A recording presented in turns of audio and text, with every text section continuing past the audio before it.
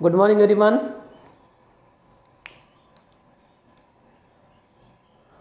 Good morning. Today we will discuss about circular motion, वृत्तीय गति, uniform circular motion भी पढ़ेंगे हम इसमें। उसके बाद में पढ़ेंगे आप time of period, frequency, relation between time of period and frequency, angular displacement, angular velocity and angular acceleration. ठीक है, तो first of all circular motion, वृत्तीय गति। क्या समझते हैं वृत्तीय गति से, बताइए। वृत्तीय गति से क्या समझते हैं? 18। क्या समझते हैं वृत्तीय गति से? जब कोई वस्तु वृत्ताकार मार्ग में गति करती है तो वस्तु किस गति को क्या कहते हैं? वृत्तीय गति कहते हैं। इसमें कौन सी बड़ी बात है? बोलिए। जब कोई वस्तु क्या करती है? वृत्ताकार मार्ग में गति करती है तो वस्तु किस गति को वृत्तीय गति कहते हैं। ठीक है, कहाँ गति करोगे? वृत्ताकार मार्ग में गति करोगे। ठीक है, आप करें, वस्तु करे, जो भी है ना, उसको क्या कहेंगे हम? वृत्तीय गति कहेंगे। तो बड़ी सिंपल सी परिभाषा है, जब कोई वस्तु वृत्ताकार मार्ग में गति करती है तो वस्तु किस गति को वृत्तीय गति कहते हैं। वृत्तीय गति के बाद में, अच्छा, वृत्तीय गति क्यों पढ़ना चाह रहे हैं हम यहाँ पर? क्यों पढ़ना चाह रहे हैं? हमको क्यों आवश्यकता है वृत्तीय गति की? क्योंकि हम पढ़ रहे हैं द्विविमीय गति, है ना, 2 डायमेंशनल मोशन। और 2 डायमेंशनल मोशन के जो आपका उदाहरण है, उस उदाहरण में आप लोगों ने प्रक्षेप गति का भी नाम लिया था और वृत्तीय गति का भी नाम लिया था। वृत्तीय गति कौन सी गति है? एक विमीय, द्विविमीय, त्रिविमीय? क्या उत्तर होगा आपका? बोलिए। हाँ, बोलिए।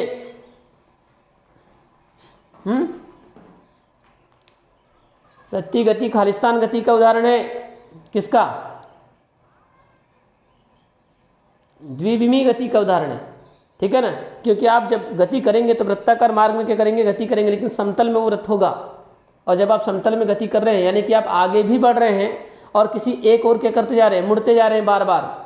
तो आप 2 साइड में क्या कर रहे हैं? 2 दिशाओं में क्या कर रहे हैं? गति कर रहे हैं। 2 दिशाओं में जब गति करते हैं और समतल में गति करते हैं तो गति कौन सी कहलाती है? वृत्तीय गति कहलाएगी नहीं कहलाएगी? ठीक है, यस और नो? क्यों द्विविमीय गति? क्यों? क्योंकि आप समतल में गति कर रहे हैं। दूसरी चीज, आप जब वृत्तीय गति करते हैं, ऐसा मुड़ते हैं, तो आप आगे तो बढ़ते हैं लेकिन किसी भी एक साइड क्या करते हैं? आप मुड़ते हैं। ठीक है, जब आप एंटी क्लॉकवाइज घूमते हैं, क्या करते हैं? जब आप एंटी क्लॉकवाइज घूमते हैं तो क्या करते हैं आप? लेफ्ट साइड की ओर क्या करते हैं? मुड़ते हैं। लेकिन जब आप क्लॉकवाइज डायरेक्शन में घूमते हैं तो क्या करते हो आप? राइट हैंड की ओर क्या करते हो? घूमते हो। मतलब आप आगे भी बढ़ते हो और किसी एक साइड में क्या करते हो? घूमते भी हो। तो 2 साइड हो गई आपकी, इसलिए कौन सी गति कहलाएगी? द्विविमीय गति कहलाएगी। Clear that? ओके। तो द्विविमीय गति का उदाहरण होने के कारण वृत्तीय गति को हमको यहाँ पर पढ़ना है। इसके बाद भी हम कहीं ना कहीं वृत्तीय गति और पढ़ेंगे। बल और गति के नियम के बाद में एक स्पेशल वृत्तीय गति का चैप्टर है, उसमें हमको यहाँ पर पढ़ना पड़ेगा वृत्तीय गति। ठीक है, लेकिन अभी हम वृत्तीय गति की सिर्फ परिभाषाओं पर क्या करने वाले हैं? फोकस करने वाले हैं। तो पहली परिभाषा हो गई वृत्तीय गति। वृत्तीय गति, जब कोई वस्तु वृत्ताकार मार्ग में गति करती है तो वस्तु किस गति को वृत्तीय गति कहते हैं। अब बात आती है एक समान वृत्तीय गति की। एक समान वृत्तीय गति, यूनिफॉर्म सर्कुलर मोशन।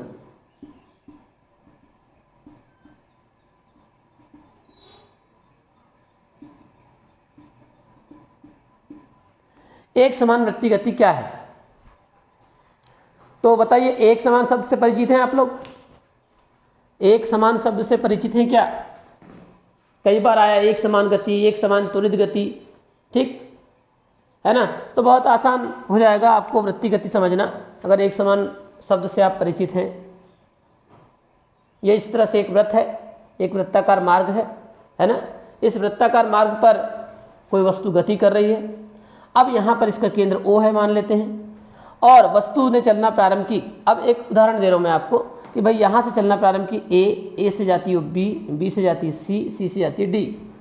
हर समय जो है वो एक एक सेकंड है, 1 सेकंड का क्या कर लिया आपने, समय ले लिया, और हर सेकंड में वो 5-5 मीटर क्या हो रही है, दूरी तय कर रही है वस्तु। ठीक, ए से बी, एक सेकंड में ए से बी गई, चली गई दूरी 5 मीटर, बी से सी गई, चली गई दूरी 5 मीटर, सी से डी गई, समय वही है 1 सेकंड, चली गई दूरी 5 मीटर। तो जब कोई वस्तु वृत्ताकार मार्ग में समान समय अंतराल में समान दूरी तय करती है तो वस्तु की इस गति को क्या कहते हैं, एक समान वृत्तीय गति कहते हैं। बहुत सिंपल हो जाएगा, है ना। कहाँ पर गति करना चाहिए, लेकिन समान समय में समान दूरी, लेकिन कैसे मार्ग में, वृत्ताकार मार्ग में समान समय अंतराल में, समान समय अंतराल में क्या की जाए, समान दूरी तय की जाए तो वस्तु की इस गति को क्या कहेंगे हम, समान दूरी तय की जाए तो वस्तु की इस गति को क्या कहेंगे हम, एक समान वृत्तीय गति कहेंगे। Clear that. और समान समय में जब समान दूरी तय की जाती है तो चाल कैसी कहलाती है, बताइए, चाल कैसी हो जाती है, एक समान चाल कहलाने लगती है। तो हम एक परिभाषा और भी देते हैं कि जब कोई वस्तु वृत्ताकार मार्ग में समान चाल से, एक समान चाल से गति करती है तो वस्तु की इस गति को एक समान वृत्तीय गति कहते हैं। 2 परिभाषाएं इसकी। पहली परिभाषा, जब कोई वस्तु, समझ में आ रही बात, समय कैसा है, एक एक सेकेंड, हर एक एक सेकेंड में चली गई दूरी कितनी है, 5 मीटर 5 मीटर 5 मीटर। कहाँ चल रहे हो, वृत्ताकार मार्ग में, यानी कि वृत्त की परिधि पर, है ना। जब कोई वस्तु वृत्ताकार मार्ग पर या वृत्त की परिधि पर समान समय अंतराल में समान दूरी तय करती है तो वस्तु की इस गति को एक समान वृत्तीय गति कहते हैं। और आपको मालूम है चाल, एक समान चाल किसको कहते हैं, जब समान समय में समान दूरी तय की जाए तो चाल जो हो जाती है एक समान हो जाती है। तो आप ऐसा भी बोल सकते हो कि जब कोई वस्तु वृत्ताकार मार्ग पर एक समान चाल से गति करती है, कैसे, एक समान चाल से गति करती है तो वस्तु की इस गति को एक समान वो टूटा है, चढ़ेगा तो नहीं इस पे, नहीं उसको मत ले जाते, उसको ले जा।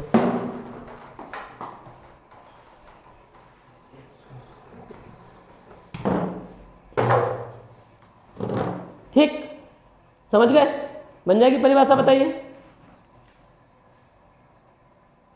बोलो। अरे एक समान वृत्तीय गति की परिभाषा समझ में आ गई ना, दोनों, पहली यहां से बनेगी, दूसरी यहां से बनेगी। Clear that. पहली परिभाषा क्या है, जब कोई वस्तु वृत्ताकार मार्ग में समान समय अंतराल में समान दूरी तय करती है तो वस्तु की इस गति को एक समान वृत्तीय गति कहते हैं। और जब, या दूसरी परिभाषा होगी कि जब कोई वस्तु वृत्ताकार मार्ग में एक समान चाल से गति करती है तो वस्तु की इस गति को क्या बोलते हैं, एक समान वृत्तीय गति कहते हैं। उदाहरण क्या हो सकते हैं, घड़ी के सुइयों की गति समान समय में समान दूरी ही तय करती है घड़ी की सुइयां, चाहे वो मिनट की हो, सेकंड की हो या घंटे की हो, सब घड़ी जो है वो क्या करती है, समान समय में समान दूरी तय करती है, इसलिए उनकी गति जो होगी वो क्या होगी, एक समान वृत्तीय गति होगी। सूर्य के चारों ओर पृथ्वी की गति एक समान गति। ठीक, हालांकि ये वाला उदाहरण उतना अच्छा नहीं रहेगा, पृथ्वी के चारों ओर चंद्रमा की गति ज़्यादा अच्छा है ना, क्योंकि जो ग्रह होते हैं उनकी दूरी अगर सूर्य के समीप होती है तो उनकी चाल बढ़ जाती है ना, तो उसको आप नहीं लेंगे। उदाहरण दीजिए, घड़ी के सुइयों की गति दे दीजिए और चंद्रमा, पृथ्वी के चारों चंद्रमा की गति आप बोल सकते हैं। ठीक, ये एक समान वृत्तीय गति की क्या हो जाएंगे, उदाहरण हो जाएंगे, है ना। यानी ये कंडीशन फॉलो होना चाहिए, जहाँ ये कंडीशन फॉलो होती है वो एक समान वृत्तीय गति कहलाएगी। फिर है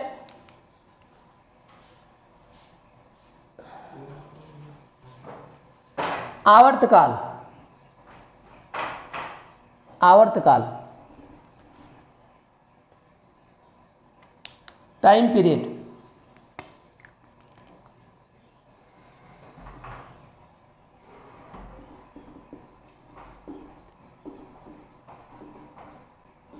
टाइम ऑफ पीरियड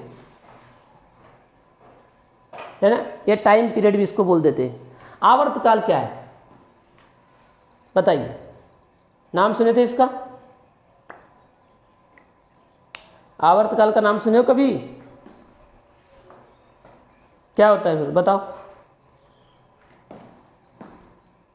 आवर्तकाल और आवृत्ति ये दो चीजें होती है। आवर्तकाल का मतलब क्या होता है? आवर्तकाल का मतलब बताइए।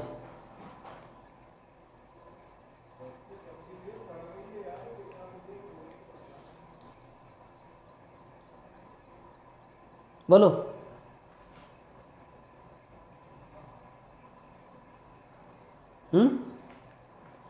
आवर्तकाल बताइए। नाम सुने थे तो फिर बताओ ना क्या मतलब होता है इसका आवर्तकाल का। केवल नाम सुन लेने से काम थोड़ी ना चल जाएगा। हाँ, नाम लेने से ही काम थोड़ी ना चल जाएगा। बताओ आवर्तकाल किसे कहते हैं?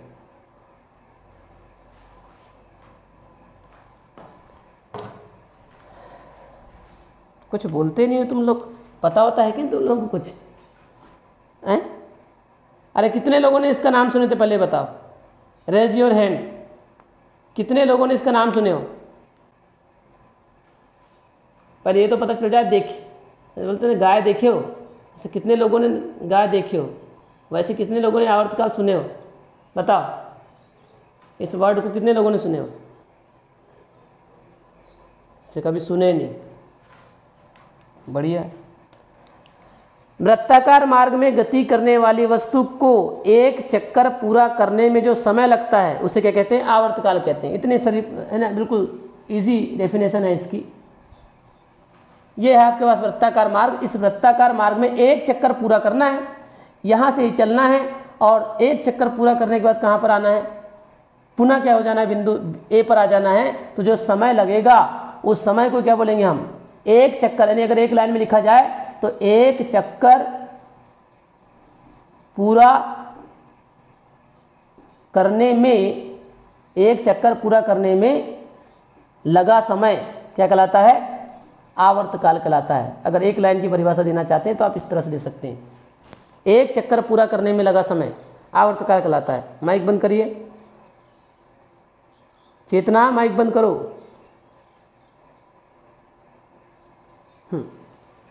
तो वृत्ताकार मार्ग में गति करने वाली वस्तु को एक चक्कर पूरा करने में लगा समय आवर्तकाल कहलाता है। ठीक है, यह वृत्ति गति करती हुई वस्तु को एक चक्कर पूरा करने में लगा समय क्या कहलाता है? आवर्तकाल कहलाता है। बताइए इसका मात्रक क्या होगा? मात्रक क्या होगा आवर्तकाल का? बोलो। सेकंड होगा। क्यों? क्योंकि आवर्तकाल क्या है? एक समय है भाई। आवर्तकाल क्या है? एक चक्कर पूरा करने में लगा समय। नाम बदल दिए उस समय का, उसका आवर्तकाल बोल दिया, लेकिन है तो समय ही। और समय है तो इसका मात्रक क्या होगा? सेकंड हो जाएगा। विमी सूत्र, विमी सूत्र क्या होगा? m0 l0 t। बिल्कुल, क्योंकि समय है। और राशि कैसी होगी?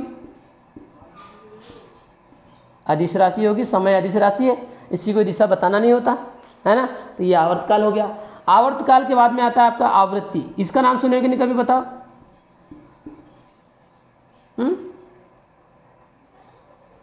बताइए इसका नाम सुने हो? फ्रीक्वेंसी।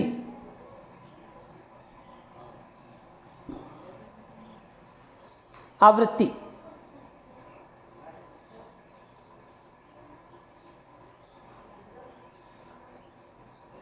नाम सुने हो नहीं सुने हो? तुमने आवर्तकाल का नहीं सुने तो इसका कहां से सुनोगे? क्या होता है फिर सुने हो तो बताओ। आपने यदि आवर्तकाल का नाम नहीं सुना है तो आवृत्ति का फिर सुना है तो बताइए। संभावना कम है सुनने की। एक लाइन में बोलने का मतलब यह है कि एक सेकेंड में पूर्ण किए गए चक्करों की संख्या को क्या कहते हैं हम? आवृत्ति कहते हैं। वस्तु की आवृत्ति कहते हैं। यानी कोई वस्तु है, वो वस्तु वृत्ताकार मार्ग में गति कर रही है और गति करती हुई वस्तु एक सेकंड में जितने चक्कर पूर्ण कर लेती है, कंप्लीट कर लेती है, उन चक्करों की संख्या उस वस्तु की आवृत्ति कहलाएगी। आवर्तकाल किसका कहलाएगा? वस्तु का कहलाएगा। आवृत्ति किसकी कहलाएगी? वस्तु की कहलाएगी। वस्तु तय कर रही है एक सेकंड में चक्कर। है ना। तो 1 सेकंड में पूर्ण किए गए चक्करों की संख्या को क्या बोलते हैं हम? वस्तु की आवृत्ति कहते हैं। यानी अगर 1 सेकंड में घड़ी का कांटा ऐसा घुमा और मान के चलिए, है ना, कि आपके फैन ने 5 चक्कर लगा लिया 1 सेकंड में, तो फैन की जो आवृत्ति होगी कितनी कहलाएगी? 5 कहलाएगी, 5 हर्ट्ज कहलाएगी। ठीक है, क्लियर हो रही बात? यस और नो? 1 चक्कर, 2 चक्कर, 3 चक्कर, 1 सेकंड में n चक्कर लगाए तो आवृत्ति n कहलाएगी। Clear that? Number of turns, है ना, number of complete turns in 1 second is called frequency of object. Number of round भी बोल सकते हो आप उसको। तो एक लाइन में पढ़े, 1 सेकंड में पूर्ण किए गए चक्करों की संख्या को क्या बोलते हैं? आवृत्ति कहते हैं। अगर 1 सेकंड में 10 चक्कर लगे तो आवृत्ति 10, 1 सेकंड में 20 चक्कर लगे तो आवृत्ति 20, 1 सेकंड में 50 चक्कर लगे तो आवृत्ति 50 हो जाएगी। मात्रक, अच्छा, आवर्तकाल को टी से लिखते हैं। आवर्तकाल को किससे लिखा जाता है? कैपिटल टी से। आवृत्ति को 3 वर्ड से लिखते हैं, न्यू, एन या एफ। अब ये न्यू क्या है? न्यू, ये जो वी होता है, वी, उसके हाथ पर टेढ़े कर दो, है ना, वी के हाथ पर टेढ़े कर दो ऐसे एक तरफ, तो क्या बन जाएगा वो? किसके हाथ पर टेढ़े करना है? हाँ, वी के हाथ पर टेढ़े कर देना आपने को, है ना। ये वी होता है ऐसा, इसके हाथ पर टेढ़े कर दो ऐसे, तो ये बन जाता है, ये न्यू है। ठीक है ना, न्यू बोलते हैं, न्यू न्यू ऐसा। ठीक, न्यू से लिखते हैं। आवृत्ति को एन से भी लिखा जाता है, एन भी लिखते हैं आवृत्ति को, जो संकेत है एन। एफ तो क्यों लिखते हैं? दिख ही रहा है आपको, इंग्लिश में क्या लिखा हुआ है? क्या लिखा है इंग्लिश में? फ्रीक्वेंसी लिखा हुआ है। ठीक, तो न्यू और वी में अंतर है। वी आप ऐसा बनाते हैं और न्यू आपका ऐसा बनेगा, याद रखिए, है ना। तो आप गलती नहीं करेंगे न्यू बनाते समय, क्योंकि आगे जाके कई बार न्यू बनाना पड़ेगा, तो आप गलती नहीं करेंगे। आवृत्ति को न्यू से प्रदर्शित करते हैं, न्यू, देख सकते हैं आप, मैंने जिस तरह से बनाया। मात्रक क्या होगा इसका? मात्रक होता है इसका हर्ट्ज, HZ। क्या होता है इसका मात्रक? हर्ट्ज होता है। सुने होंगे आप लोगों ने, 101.3 मेगाहर्ट्ज पर यह आकाशवाणी का बालाहाट केंद्र है ना। सुबह के 7:30 हुए हैं, आप सुन रहे हैं सदाबहार नगमे। सुनते हो कि नहीं FM? हाँ, FM सुनते हो? 101.3 मेगाहर्ट्ज, ठीक है, फ्रीक्वेंसी होती है वेव की। तो आवृत्ति का जो मात्रक होता है वो हर्ट्ज होता है। विमी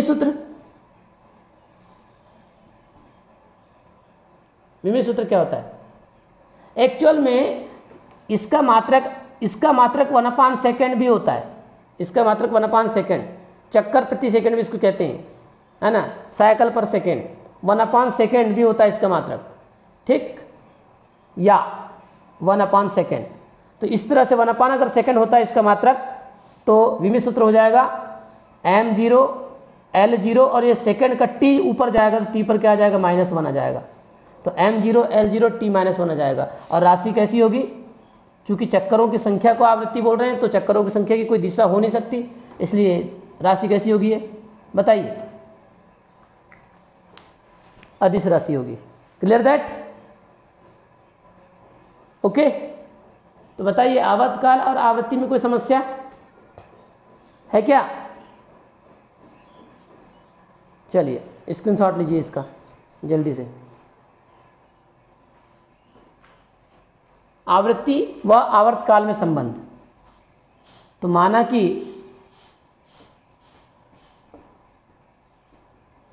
वृत्ताकार मार्ग में गति करती हुई वस्तु का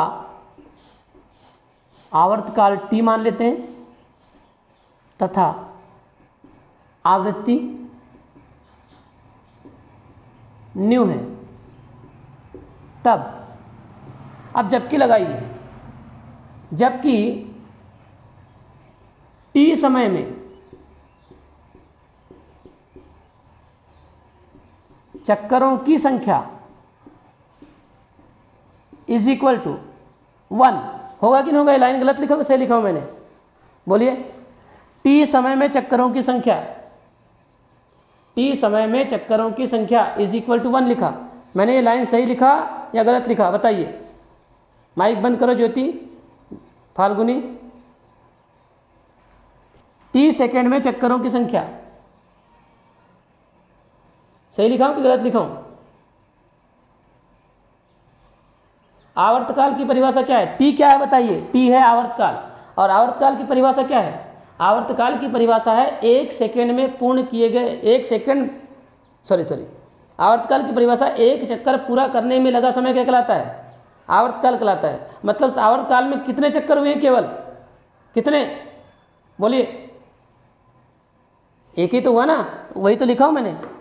जबकि t समय में चक्करों की संख्या इज इक्वल टू 1, तो क्या गलत लिखा हमने? नहीं लिखा। आवर्तकाल की परिभाषा है एक चक्कर पूरा करने में लगा समय आवर्तकाल कहलाता है, यानी t कहलाता है। तो वही तो दिखा है हमने। t समय मतलब आवर्तकाल में चक्करों की संख्या कितनी होती है? एक ही होती है, तो t समय में एक ही चक्कर लगेगा। बिल्कुल सही है। तो चूंकि t समय में चक्करों की संख्या इज इक्वल टू 1, इसलिए एक सेकेंड में चक्करों की संख्या कितनी आएगी बताइए? बोलो। एक सेकंड में चक्करों की संख्या कितनी आएगी? हाँ, कितनी आएगी? जबकि लगाओ। हाँ, कितनी? n? कहां से n आ गया? मैं तो n का कहीं जिक्र ही नहीं किया। जबकि लगाओ, जबकि 2 रुपए में 5 आम, तो 10 रुपए में कितने आम? लगाओ, क्वेश्चन मार्क तुम्हारे लिए।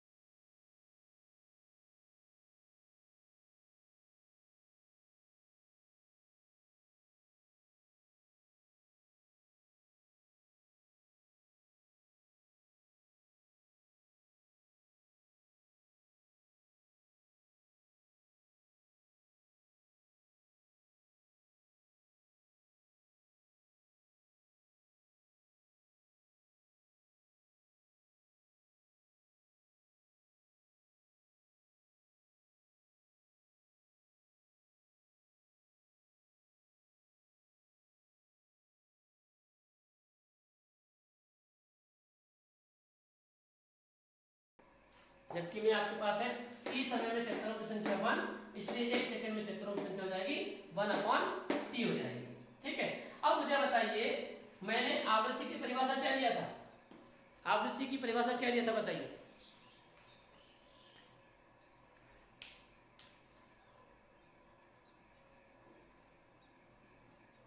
आवृत्ति पढ़ाया मैंने, उसकी परिभाषा क्या थी? हाँ हाँ बोलो बोलो।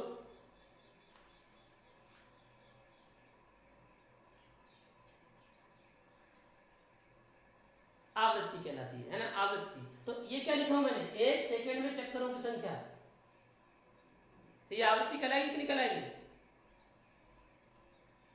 वही तो है ना, आवृत्ति की परिभाषा मैंने वही बोला था, 1 सेकंड में पूर्ण किए गए चक्करों की संख्या को आवृत्ति कहते हैं। तो जो मैंने यहां लिखा हुआ 1 सेकंड में चक्करों की संख्या, ये क्या कहलाएगी तो बताओ।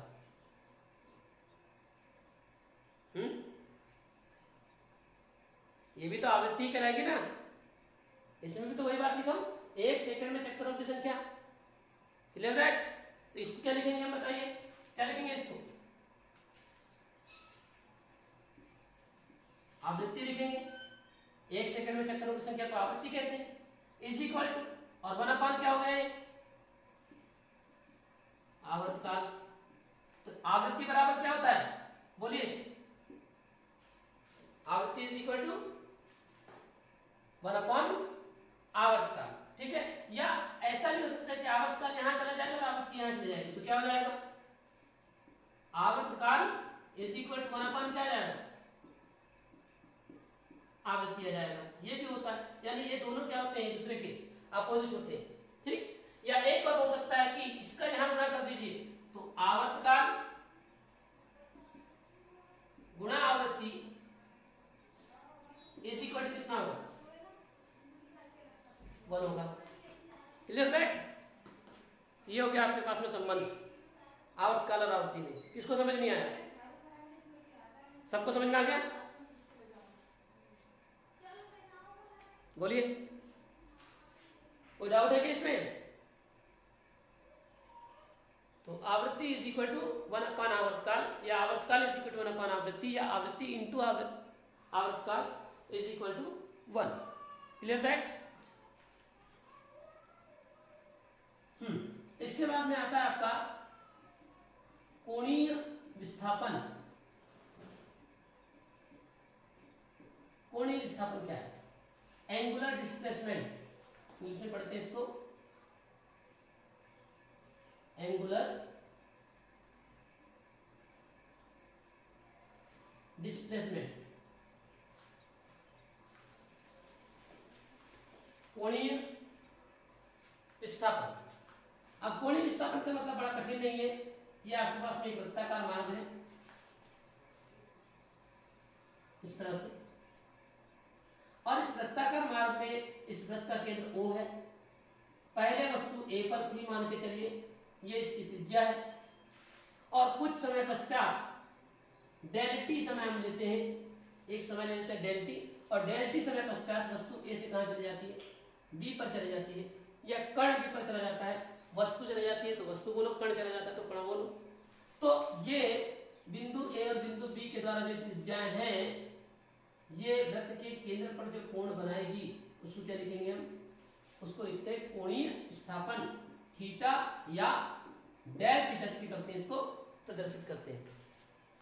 वृत्ताकार मार्ग में गति करने वाली वस्तु दिए गए समयांतराल में जितने कोण से घूम जाती है ना, वृत्ताकार मार्ग में गति करने वाली वस्तु दिए गए समयांतराल में जितने कोण से घूम जाती है, मतलब डेल टी समय में वो यहां से यहां तक चली गई, घूम गई वृत्ताकार मार्ग में। ठीक, तो उसके द्वारा वृत्त के केंद्र पर जो कोण बनेगा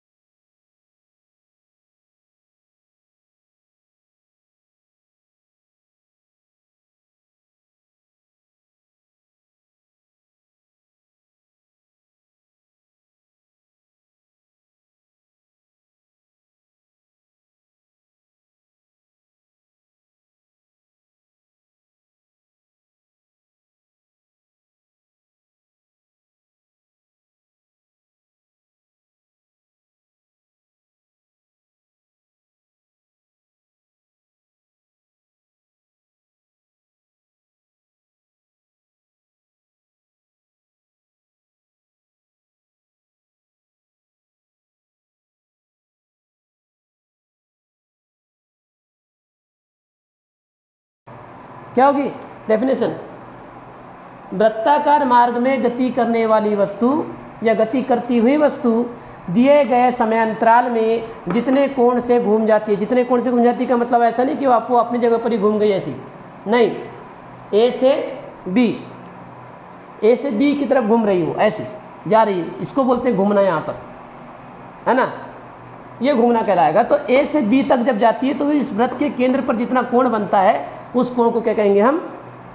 कोणीय विस्थापन कहेंगे। बात समझ में आ गई सबके? यस और नो? वृत्ताकार मार्ग में गति करने वाली वस्तु दिए गए समयांतराल में जितने कोण से घूम जाती है उस कोण को ही क्या कहते हैं? कोणीय विस्थापन कहते हैं। इसे थीटा या डेल थीटा से प्रदर्शित करते हैं। क्या होगा मात्रक इसका बताइए? मात्रक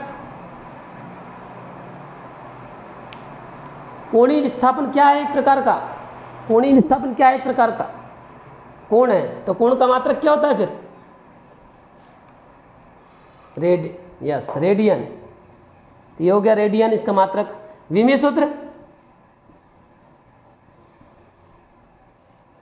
यस, कोण जो है वो एक विमाहीन राशि है, और विमाहीन राशि है तो आपको मालूम है विमाहीन राशि m0 L0 क्या आएगा?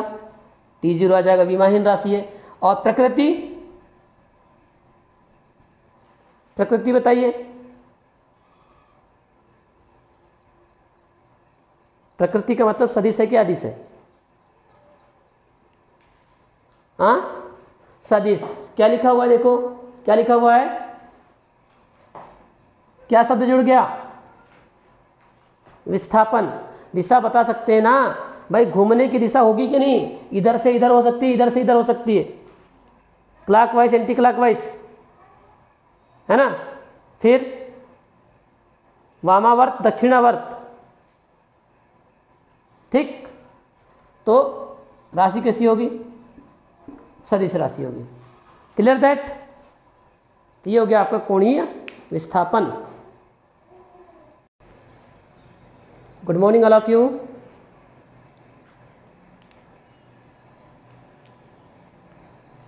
Good morning. कल हम लोगों ने कोणीय विस्थापन पढ़ चुका था, है ना? पढ़ लिया था। आज हम देखते हैं कोणीय वेग। कोणीय वेग, एंगुलर वेलोसिटी, एंगुलर वेलोसिटी, कोणीय वेग। कोणीय वेग की डेफिनेशन हो जाएगी आपकी,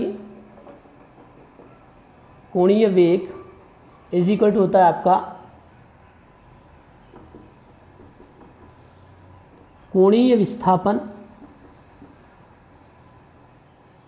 अपॉन समयांतराल। तो ये सूत्र बनाने में कोई तकलीफ नहीं होनी चाहिए। क्यों? क्योंकि वेग बराबर विस्थापन बटे समयांतराल आप लोग पढ़ते ही हैं। वेग इसी समयांतराल, ठीक है। और अगर ऐसा है तो क्या था? कोणीय वेग, वेग बराबर होता है विस्थापन बटे समयांतराल। ये आप सबको मालूम है, मालूम है नहीं मालूम है? बोलो। तो फिर हमने क्या कर दिया? कोणीय वेग बराबर लिख दिया कोणीय विस्थापन बटे समयांतराल। इसमें कोई किसी को प्रॉब्लम नहीं होनी चाहिए। सिर्फ कोणीय शब्द क्या कर दिया? हमने जोड़ दिया है। अब परिभाषा क्या बनेगी? कोणीय विस्थापन की दर को क्या कहते हैं? बटे में समयांतराल, मतलब दर आ गया। तो कोणीय विस्थापन की दर को क्या कहते हैं? कोणीय वेग कहते हैं। एक पहली परिभाषा बनेगी। दूसरी परिभाषा हो जाएगी कोणीय विस्थापन और समय अंतराल के अनुपात को क्या कहते हैं? कोणीय वेग कहते हैं। ये दूसरी परिभाषा हो जाएगी। तीसरी परिभाषा क्या होगी? एकांक समय अंतराल में वृत्ति गति करती हुई वस्तु जितने कोण से घूम जाती है उस कोण को क्या बोलते हैं? कोणीय वेग कहते हैं। तो तीनों की तीनों परिभाषा आपकी सही है। पहली परिभाषा अगर आप देना चाहें तो दे सकते हैं कोणीय विस्थापन की दर। ये हो गया कोणीय विस्थापन बटे में समय जब आता है तो मैंने उसको बोला था दर बोलते हैं, ठीक है। तो कोणीय विस्थापन की दर को क्या कहते हैं? कोणीय वेग कहते हैं, पहली परिभाषा। दूसरी परिभाषा अनुपात वाली बोल देंगे कि वृत्ताकार मार्ग में गति करने वाली वस्तु के कोणीय विस्थापन और समयांतराल के अनुपात को क्या कहते हैं? कोणीय वेग कहते हैं। दूसरी परिभाषा हो गई। तीसरी परिभाषा, अगर हम इस समय अंतराल को क्या कर दें, 1 कर दें, जब हम समय अंतराल को 1 कर देंगे तो बताइए क्या आएगा।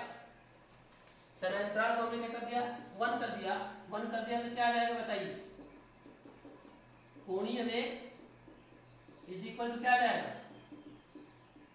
कोणीय विस्थापन आ जाएगा, आएगा, ठीक है ना, आएगा कि नहीं आएगा बताओ।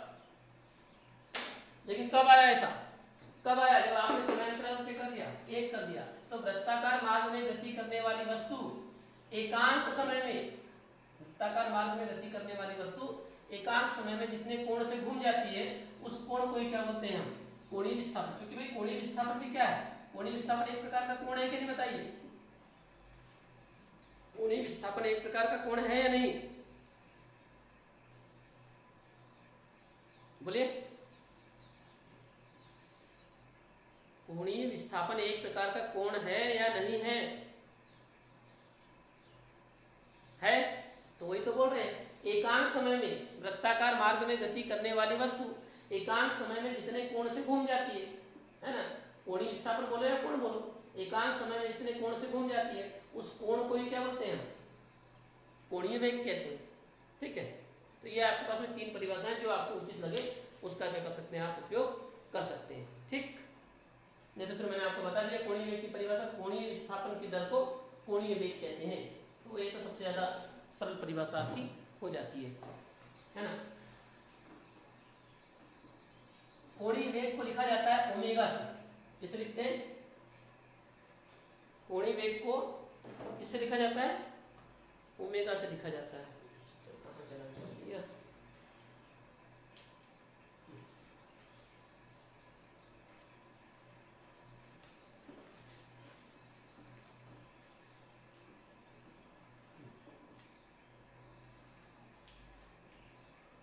तो कोणीय वेग को ओमेगा से लिखते हैं, क्या नाम है इसका, क्या नाम है, ओमेगा, डब्ल्यू नहीं पढ़ेंगे इसको कोई, क्या पढ़ेंगे इसको, ओमेगा पढ़ेंगे, डब्ल्यू जो होता है वो इस तरह से बनाएंगे आप, ठीक है, ये ओमेगा है, पढ़ना इसको ओमेगा से, ठीक। तो ओमेगा इज इक्वल टू, कोणीय विस्थापन कल कितना था बताइए, डेल थीटा, और अपान में समय अंतराल कितना हो जाएगा, डेल टी। तो omega is equal to del theta upon del t भी लिख सकते हैं, omega is equal to theta upon t भी लिखेंगे तो कोई गलत नहीं है, ठीक है, ये भी सही है, ठीक। तो घबराना नहीं है, ये हो गया आपके पास में कोणीय वेग, omega is equal to del theta upon del t. मात्रक इसका क्या होगा बताइए, मात्रक, ये ऊपर वाला कोण है तो कोण का मात्रक क्या होता है, रेडियन, और समय का मात्रक क्या होता है, सेकंड, तो रेडियन प्रति सेकंड हो जाएगा, है ना, रेडियन प्रति सेकंड या रेडियन सेकंड इनवर्स, ठीक है। विमीय सूत्र बताइए, विमीय सूत्र थीटा है, ऊपर में कोणीय विस्थापन मतलब कोण है, तो कोण का तो क्या होता है, कोण का विमायन राशि है, क्या हो जाएगा, m0 l0 t0, और अपान में ये समय है तो समय का क्या आएगा, t आएगा, तो t ऊपर जाएगा तो क्या आएगा बताइए, m0 l0 t-1, है ना।